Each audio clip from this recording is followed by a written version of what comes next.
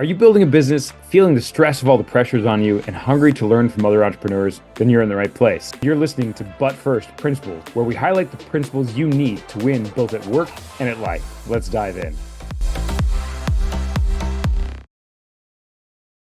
All right. Well, today joined by another local Richmond entrepreneur who's got part owner in a local record, Shaco Records, and also has a TV show you may have seen, The Good Road.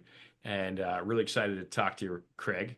Um, I always start just kind of in a nutshell, a couple minutes. What led you to the point that you're at now, like starting your business, and like what was that journey like? Yeah, so for me, it started out in terms of the work that I do now with the Good Road, from losing a job actually at Okay, an sure, yeah. organization here called the International Mission Board. And I was the managing director of communications. And some years ago, they were having some financial difficulties and laid off the team I led and me. And so it took me on my entrepreneurial journey Okay. now for, gosh, I guess 10 years or so. And it led to this TV show. A friend of mine, I grew up in Bangkok, Thailand. My parents were actually missionaries as well. And my co-host on the show, Earl Bridges, who actually lives in Charleston, he had this idea to do a show about people who are making positive change in the world. And Awesome. Yeah. we wound up taking that to public television. And we are now we're trying to bring in the support for season 6. We've had Mhm. 5 seasons on air across the country. So it's a Cool. national PBS show distributed through American Public Television. And the record label is kind of a result of that. The studio here in town where I do a lot of our audio post-production on the show in your ear studios. The owner of that studio decided one day that he wanted to start a record label. So he and I and another business partner, a guy named Alex Martin, started something called Shaco Records. So yeah, that's kind of the what got me here part Okay, of yeah, this thing. definitely the nutshell version, right? Yeah. I have a bunch of questions about that. I'd love to hear a little bit more about the story.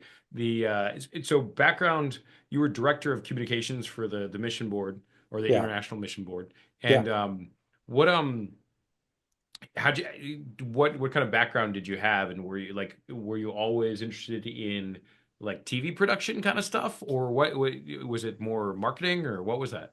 So I actually went to Baylor University in Waco, Texas, and got my undergrad there, and then continued on and got a master's of arts and communications. And my focus really has always been TV and film work, Okay, sure. and really specifically in the documentary space. And so for about 4 years after I finished all of my coursework from my grad program, I started working at a public television station in Waco, and which is no longer there. But so I got my first real job out of college at a station called KCTF, and so Sure. I was actually the first one on scene for PBS for during the David Koresh Oh uh, gosh. Yeah, Waco, Texas. compound. Yeah, Yeah. exactly. Right. So. Yeah, we filmed an interview with a guy from the Austin American Statesman. Is that what it's called? Um, anyway, so I filmed and we shot that, and so I worked for public television for about 4 years, and then I got the job with the International Mission Board, which brought me and my wife here to Richmond, Virginia, Hmm. and yeah, I you know shifted at the change of that job from doing a lot of basically what I call profit propaganda, Sure. working working to basically film and do other types of content in terms of music videos and other things. We filmed a ton of different types of things for the International Mission Board. And then so that really in a lot of ways, that really prepared me for what I do now because, um, well, several things. Being able to do the kind of work that we do kind of internationally and even locally, being able to travel in those situations and know how to get stuff done and, taking a crew of people, Right, like the that equipment this, and crew and things. I imagine it's like yeah. quite a thing to pull off to have the right equipment, the right places, and if you're traveling and yeah. Yeah, I mean, the more recently we've been last for season 4 and 5 actually. We filmed in Mosul, Iraq, up in northern Iraq. So taking a crew in and out of northern Iraq was had its challenges, as you might imagine. Yeah, And then lots of for stories. this, season 5, we did content in Havana, Cuba. So both of those had their own, degrees of like making sure that we had all of the legal stuff in place and all of the approvals from, various organizations. Um, but then it's just the practical stuff too. Even shooting here, we did several episodes here in Richmond, and just the practicalities of, making sure everybody gets fed on a large crew and, making sure that people who, said they'd be interviewed showed up and You're right. Yeah, basic which stuff, right? everybody here Yeah, was great. We interviewed quite a few people here. One of the curators from the VMFA who brought the Rumors of War statue, Valerie Castle Oliver, was in our show. And so, yeah, it's always part of the thing is to make sure you can make the business part of that work as well. So, which is actually that's exactly what sort of like happening in the back of my mind is like there's kind of two sides. Um, like the purpose driven, or like what's your why? Like you have a pretty strong why. You really want to make a sounds like you really want to make a positive impact, you know. And I'm curious to hear a little more of an articulation from you, like why are you doing this? Really, what is your vision? But then also, I mean, I have like a brother-in-law who's a musician, and it can be very challenging between the competition and the skill sets to like really make a business work around media, whether it's music or video or like the sort of the arts, right? Um, Communications. So, so let's start with like the purpose stuff. Like why? So what drives you? Why do you want to do this stuff? What's the message you're trying to get across? Because obviously all like nonprofit, sort of purpose driven stuff. yeah. So, when I was finishing my time at the International Mission Board, I produced a documentary that was based off of a book called The Insanity of God. And during that time, that wound up being in theaters across the country, like 800 theaters through something called Fathom Events. And um, while I didn't see any of the money, it made about $1.4 million in the box office. So, that was during that time.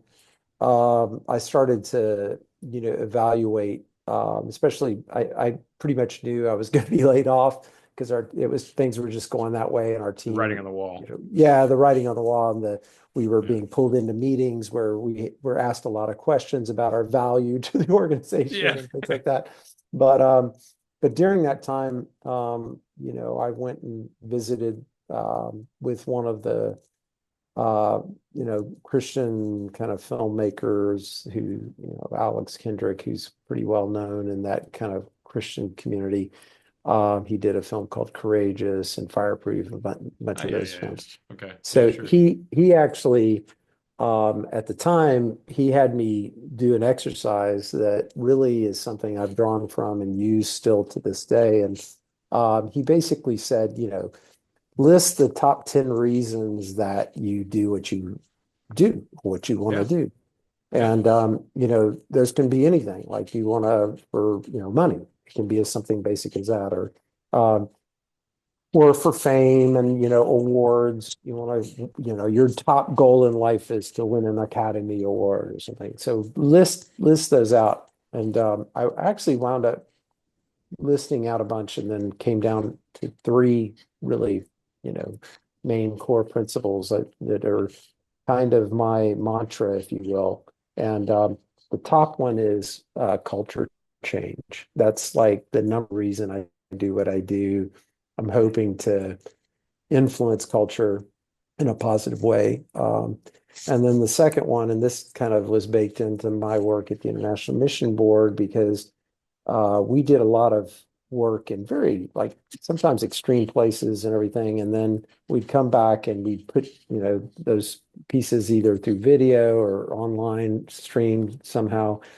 And we had very few people who actually consumed the content. Yeah. And so what I pulled from that is that it's very difficult to have culture change with no audience, you know? Yeah. So so the next kind of metric for me is, as large an audience as possible. And then the third part of that is to be able to have a way to measure that.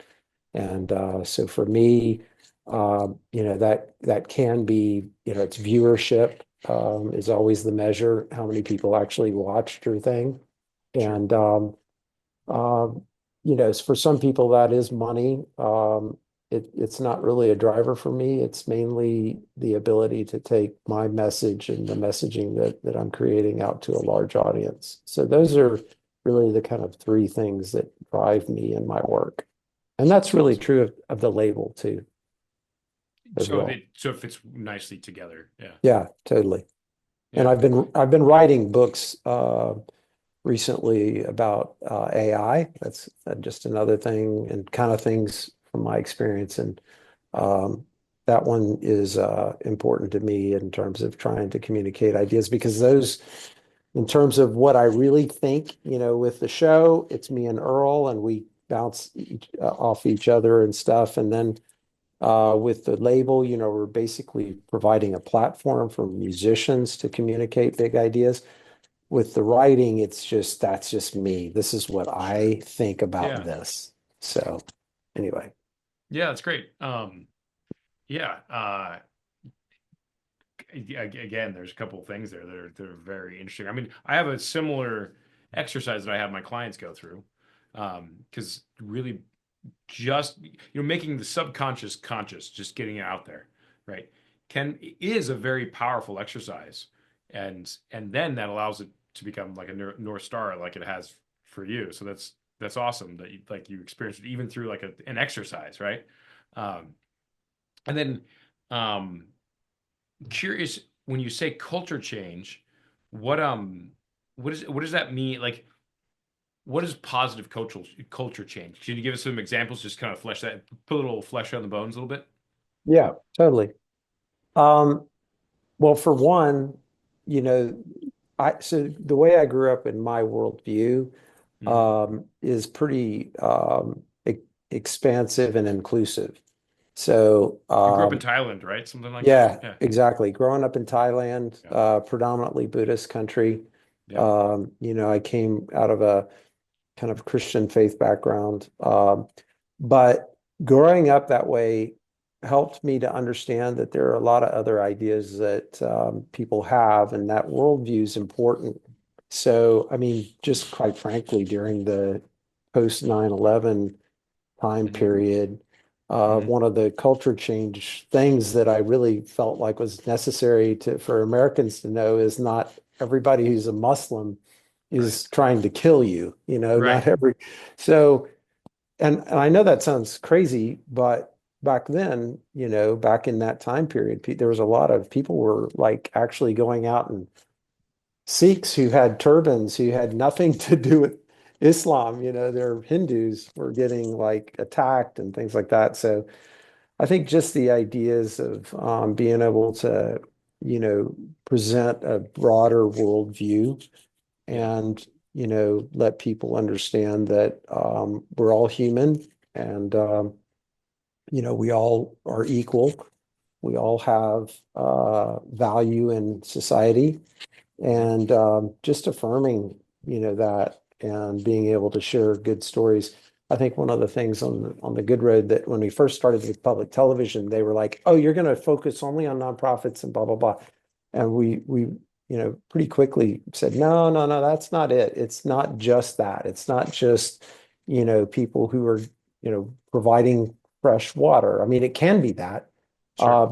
but it's all kinds of people who artists, for instance, who are doing things with their work that, are interesting and, life-changing and creating some sense of community or we've done stories on everything from like the healthcare stuff with neonatologists in Uganda. Mm. Um, her and her husband basically working in a remote Uganda. But then we've done, things like I was saying, like work with artists. And my wife is from Puerto Rico, and her brother is a sculptor and presents Mm. really big ideas to the world about, Puerto Rico, the island, and the value of the island. And so it's not pigeonholed to kind of that one idea of what you normally see through, like what I used to do for the International Mission Board with a lot of, disaster zones and stuff. It can be Right, that, but right, that's right, right. clearly the focus of everything. So, Kind of a proactive, like arts and culture that creates culture and leads culture as much as it's a response to something that's tragic that's happened. yeah. And that that honestly that formula that we've kind of come up with has been pretty useful because we're not, it's not that we don't do, like I was saying, we have tackled healthcare and water. We did a really nice piece, in my opinion, here with the James River Association, and they're a nonprofit, and we talked about the importance of the James River and water to all of us. So, but again, back in that particular episode, we also focused on one of the musicians who has had such an influence in trying to make positive change as it relates to ecology in the James River. So, a band Mm. called Holy River. So, yeah, it's a mix of things. Nice. Yeah, I mean, man, that's interesting because I mean, I grew up in California, so kind of a Buddhist country, like, Yeah, definitely. No, there's a lot of Buddhists in yeah. California for sure. I mean, and we knew a good number of, folks who, as American can be, so to speak, but also Buddhist, um, Yeah. in a very sort of multicultural kind of community. And I was a Christian missionary for a while and traveled internationally and lived with a bunch of, international missionaries. And, and I do think it's incredibly important to understand, um, just like actually this is a very Christian thing of there's a theologian, St. Thomas Aquinas, who talks about how grace builds on nature, right? Like that's an idea, like grace builds on Yeah. nature, that there's not an opposition between like grace and nature. It's not this, like snow covering, trash. It's actually that grace enlivens nature, but that like human nature, when properly directed and educated, I mean, the human spirit's beautiful and amazing and full of grace in so many ways, right? And made in the image of God, right?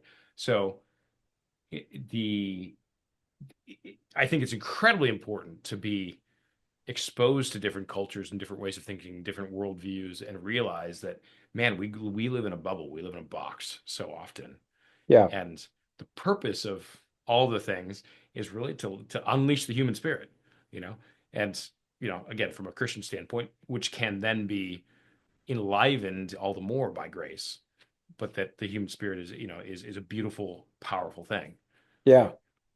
Well, that really is accurate, and for me, that's become something. My own faith is that I was taught about the amazing power of Jesus and his story and the ability to do two things really, which is the huge importance in my life, and that is, love your neighbor as yourself and love your enemy. So when you kind of, on a broad perspective, do those two things, Mhm. um, it's very difficult to single out other people and be hateful in whatever form that means. Um, I try to live a very, like I said earlier, a very inclusive life with love towards everybody. Mhm. And to me, that, by the way, translates to business as well. Well, so that's like, we're gonna swing around here, right? I mean, Yeah, that's right. totally. So and yeah, let's hear more about that. So like, tell me about that. Like, how does that translate to business? I just think that in general, in society now, we have a very money-driven kind of focus and not necessarily a human-driven focus. And we really care a lot about edging other people out to, achieve our goals and to honestly just to make cash. And for me, life is less about that and, more about how we can participate, in business with other people in a way that's positive. And, a lot of people talk about the rising tide raises all boats. And I I come from the much more of a cooperation versus competition kind of perspective. Sure. And Yeah. so, from a economic standpoint, it's all about that. How can we help others who are doing the same things we can we do? How can we help them? And not so much how we can, like I said, edge people out. We try to do that through the record label as much as we can. So if there's Mhm. another studio in town or whatever that, we have friends in other studios who do the same type of work. And really the goal is not to try to show that we're so much better, but to work with them. We've got a big thing. We can't handle it all. Let's work with you guys on this. So that's kind of I think that's a very specific view, kind of shaped by, a lot of the way I grew up. And even within the organization that my parents worked for, there was always cooperation and collaboration for other organizations. And, people would suggest, oh, well, let's go work in this other area because there's this other group doing stuff there. So let's just, work with each other. And I think I was kind of raised with that. The other thing that my parents worked on pretty heavily, and that was their main work, was they worked in prisons. And Oh, yeah. that was my dad basically started the Christian prison work in Thailand. And so there was a lot of consideration of body and everybody having importance and value. And Mhm. providing platforms and ways for them to, a lot of the prisoners, when either they got out of jail or whatever, had to find work, Yeah, sure. and so providing some help with, training on things that they could do as part of a job. Um, so yeah, those are kind of my feelings about, business and work, Mhm. and how we incorporate who we are into that. You can't really separate out the two. I just read a really interesting piece this morning from a guy who's a musician named Nick Cave. He's got a band Mhm. called Nick Cave and the Bad Seeds. Yeah, yeah, And yeah, yeah. yeah, Done a so bunch of he movie soundtracks, right? exactly, he's done a ton. But I think it's called Red Hand, is his like newsletter or blog or whatever. And he was talking about artists being able to separate who they are as a person and their work. And he says he absolutely doesn't believe you can separate the two out. And I'm that way as it relates to work that, we do, business. Yeah. Who you are in business should be who you are. Right. So Right. um, Right. if you're lying and cheating, in business, then I mean, quite frankly, you're a liar and a cheater. I mean, that's who you are at your core, right?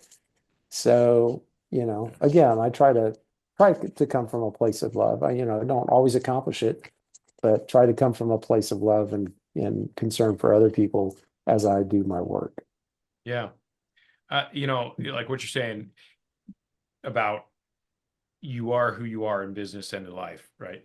It's Yeah. actually the reason that like my own business model is like I really considered becoming an EOS implementer. If you've heard about EOS or you know what they do. No, to Um, explain it. well, in a nutshell, really, it's like a framework for running a business that's done really well, and they've gotten some great marketing and works very well. And I have a similar sort of framework for running a business, right? Um, but I didn't want to be an EOS implementer because I wanted to also work with business owners in terms of their life, like a business coach as an excuse to be a life coach as well, right? Right. Because the fundamental question of like, what is your purpose in life? Why are you here on this planet the short time that you have, right? And that your business is a part of that, and probably a very important part, and an important vehicle for that. But it's a piece; it's not the whole thing, right? So let's look at your life as a whole, and you know, what's your vision for like the impact you're gonna have on your kids if you have kids, you know, and your spouse if you have a spouse, and your community, and like even just the way that you take care of your body, you know, are you just completely neglecting that, or do you have a sense that that's something that's important as a vehicle to have a greater impact, right? Um, so to look at your life holistically and to really ask like where am I investing and how am I investing, right? And how am I having an impact, right? And what's the ultimate why to that? You know, is really the framework that I use fundamentally, right? It's like that's the skeleton, right? Um, so I love that. And you know, this podcast is really about extracting principles that you know other entrepreneurs can use and model. And I would say that that's one that like really your life as a whole and your business has an impact. So what is that and how does that play into um, who you are as a person and what you're about, right? It's funny, you talked about our body and our health. So a little over 2 years, almost 2.5 years ago now, I got sober. And Yeah, yeah, I'm yeah. part of Alcoholics Anonymous, and I go to a meeting. In fact, I had mine today. And Wow, yeah, for after awesome. 30 something years of being an alcoholic, um, it was interesting during those times when I worked for the International Mission Board, even, um, Yeah, I came to a place where I was like, this is killing me. It's impacting every aspect of my life. And, that kind of healthy choice for me meant that, sobriety allowed me to do so many more things, yeah, and do them better. yeah, Um, I yeah, have a friend who told me one time, right after I got sober, he said, Craig, in business, I like to zone in, not zone out. And he was referencing, being inebriated. And he's 100% right. It's a much better path now that I don't have alcohol getting in the way. But that applies to every aspect of your kind of, like you were saying, your holistic self. Your body is an important tool, and making sure that your body is healthy is extremely important in all things you do in terms of whatever your passion and work is. yeah, absolutely. I mean, and thank you for you know sharing that so candidly, right? Yeah, And absolutely. I mean, that's you know one of the most important questions I can ask clients is like, did you get your workout in? You know, like, yeah, and I really see that as a fundamental, you know, like kind of morning routine. It doesn't have to be in the morning, but like generally in the morning, you know, like if you pray, then pray, right? But some kind of meditation, some planning, you know, thinking about your day and thinking about who you want to be and how you want to show up, some exercise, right? And then nutrition and like those are fundamental as like how you're gonna live the day, right? And yeah, make the impact you want to make, right? So totally. absolutely.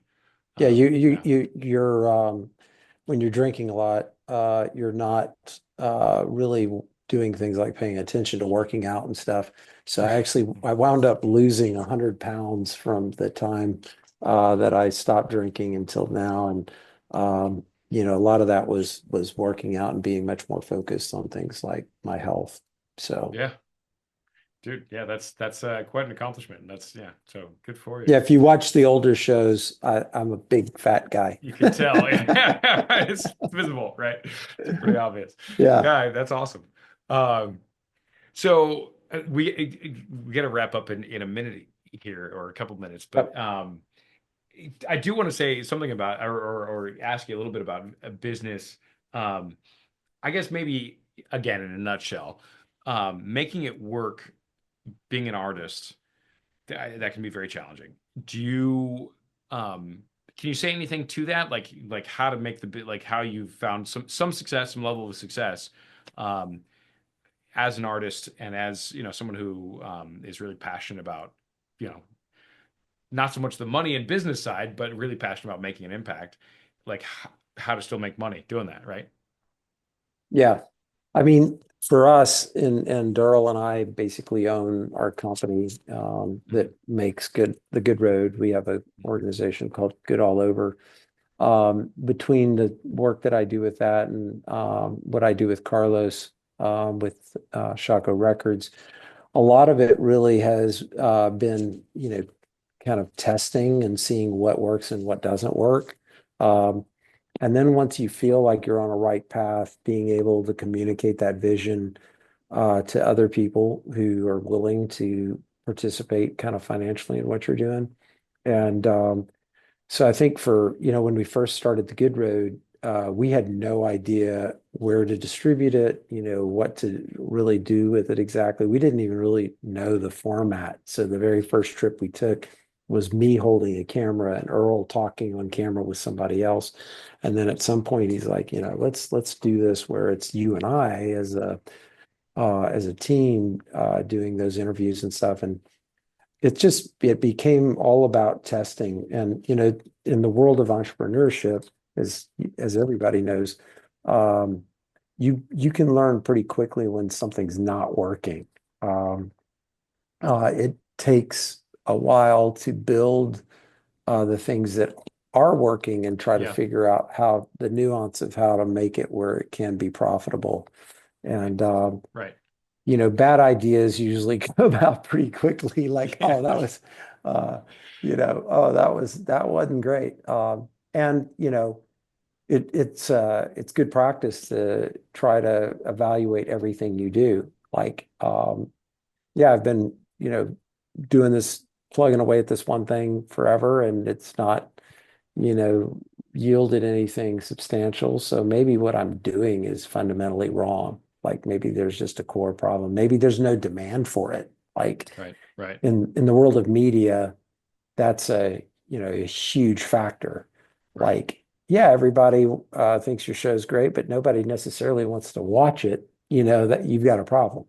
Yeah, So we've more recently pushed a lot of our content to YouTube and we got really focused on that. And so we went from like basically when we started our channel to like 300 subscribers to now almost 500,000 subscribers. good for So you. that Yeah. that was a pretty intentional, like, okay, this is how people, want to see our content. Consume So and yeah, yeah. exactly. So get a path of least resistance for them to be able to view it. So I was gonna ask because I don't think I've seen anything from PBS, as long as I can, think except being since I was a kid, basically. right. But so I was gonna ask about like, are you like, is that streaming or is PBS still a thing, right? Apparently it is. But that makes sense. So you've got it on YouTube as well. Um, and I imagine that also makes it easier to track metrics and like you're saying, like learn, like fail fast, learn quickly so that you can iterate and then figure out what does work, right? And like YouTube is generally a good platform for that, so you can gather metrics and learn.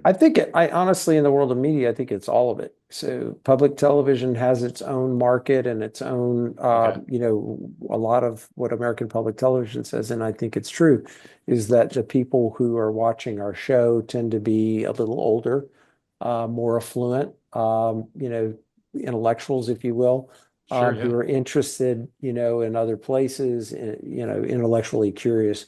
So yeah, there's that audience which we've courted over the past, 5 seasons. But then, my 21-year-old son is not necessarily going to watch our show on public television. He's going to go to YouTube or somewhere like that where it's a lot more accessible. So, and they do have their own streaming services and stuff, but they're kind of firewalled with, how much you give to public television and stuff. Okay, So, sure. Gotcha. but again, I think it's all of it, it's, and that's how, a lot of things in business are. You're not, you're trying to sell, in our case, sell ideas to the masses, not just and that's what I was saying earlier about, small audiences, Right. the kiss of death if you're doing some sort of, culture change, positioning. So Yeah, anyway. sure. Absolutely. No, that's cool. Yeah, really, really good stuff. I mean, I really, really appreciate what you're doing. Um, so I guess um, close to the end here, uh, what's like one thing you're really proud of, and maybe in the context of a challenge obviously like getting sober is tremendous, right?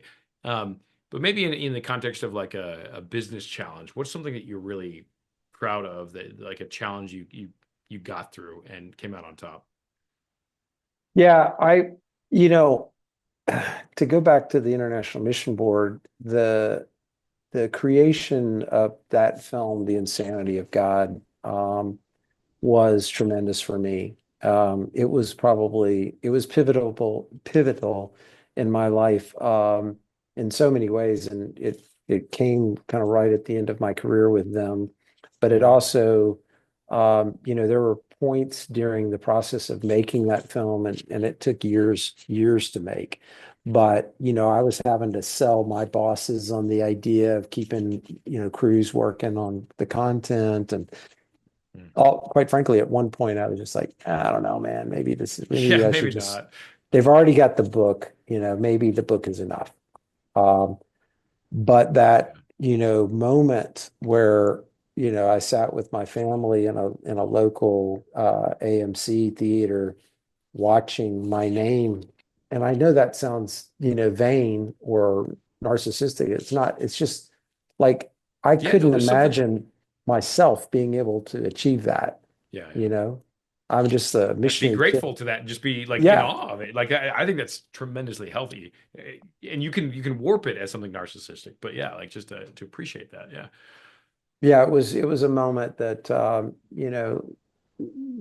growing up the way I grew up and not really knowing anything about media, when I first came back in terms of film and television and stuff, not really knowing that you could actually do that for a job and that kind of Yeah. thing.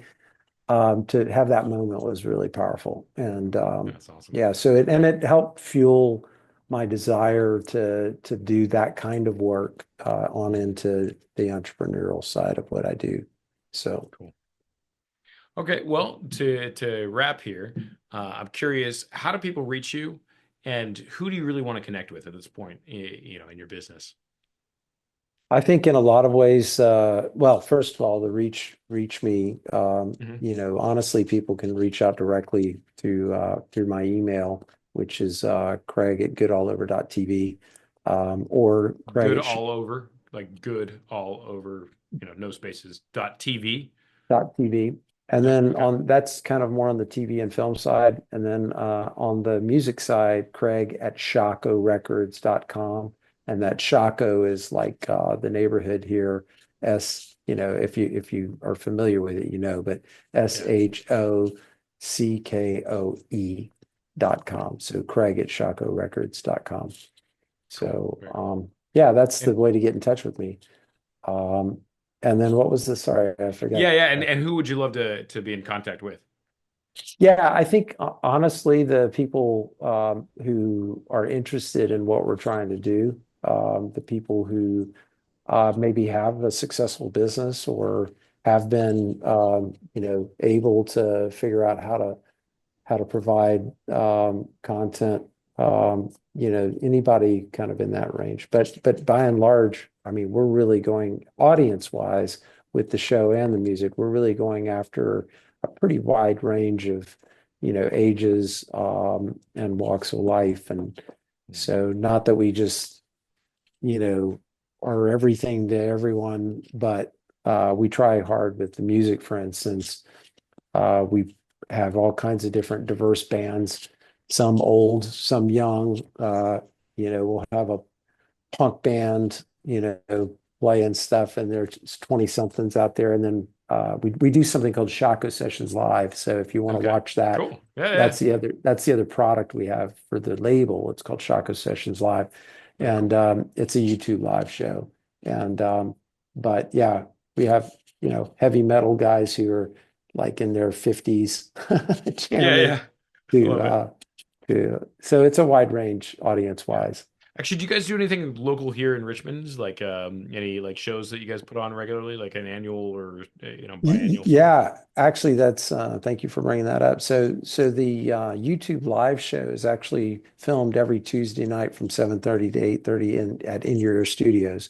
So that's a weekly thing. People can actually get a ticket and come and watch it. It's a small group. It's typically no more than 50, 60 people. But we have two other things that are coming up.